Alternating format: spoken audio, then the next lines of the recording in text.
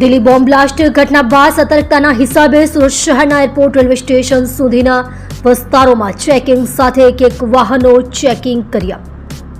સુરતમાં railway station સહિત શહેરના સંવેદનશીલ વિસ્તારોમાં ચેકિંગ। સુરતમાં પણ સુરક્ષા વ્યવસ્થાને લઈને તંત્ર એલર્ટ મોડ પર આવી ગયું છે। કોઈપણ અનિચ્છનીય ઘટનાને ટાળવા માટે સુરત શહેર પોલીસે તાત્કાલિક પગલાં લીધા છે અને ગઈકાલ રાતથી જ સુરત રેલવે સ્ટેશન સહિતના સંવેદનશીલ વિસ્તારોમાં સઘન ચેકિંગ હાથ ધરવામાં આવ્યું છે। સુરત રેલવે સ્ટેશન જે હજારો મુસાફરોની અવરજવરનું મુખ્ય કેન્દ્ર છે, ત્યાં પોલીસે સુરક્ષાની વ્યવસ્થા મજબૂત વધુ બનાવી દીધી છે। રેલવે સ્ટેશન પર મોટી સંખ્યામાં પોલીસ કાફલાની સાથે ચેકિંગ કરવામાં આવી રહ્યું છે।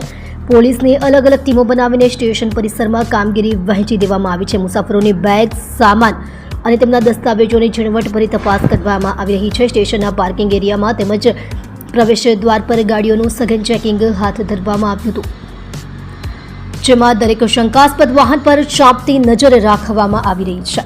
આપ જોઈ રહ્યા છો ગુજરાતની સૌથી પહેલા ખબર આપતી Surat Express News channel director Rajesh મંગલેની સાથે। સર, શું કહેશો, આજે રેલવે સ્ટેશન પર કઈ રીતની ચેકિંગ ચાલી રહી છે?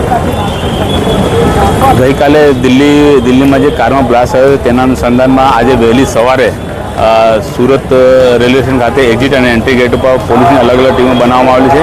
તે દ્વારા શંકાસ્પદ વસ્તુઓ, શંકાસ્પદ જે પણ વાહનો અને જે વ્યક્તિઓ છે તે લોકોને ચેક કરવામાં આવે છે। કેટલી ટીમો કામ કરી રહી છે પ્લેટફોર્મ પર, કેટલી નીચે કામ કરી રહી છે? પોલીસની જે ટીમો છે એમાં એક્ઝિટ અને એન્ટ્રી ગેટ ઉપર, તે સિવાય હોટલોમાં પણ પોલીસની અલગ અલગ ટીમો બનાવીને ચેક કરવામાં આવે છે। શું છે પોલીસ કમિશનરનો આદેશ શું છે?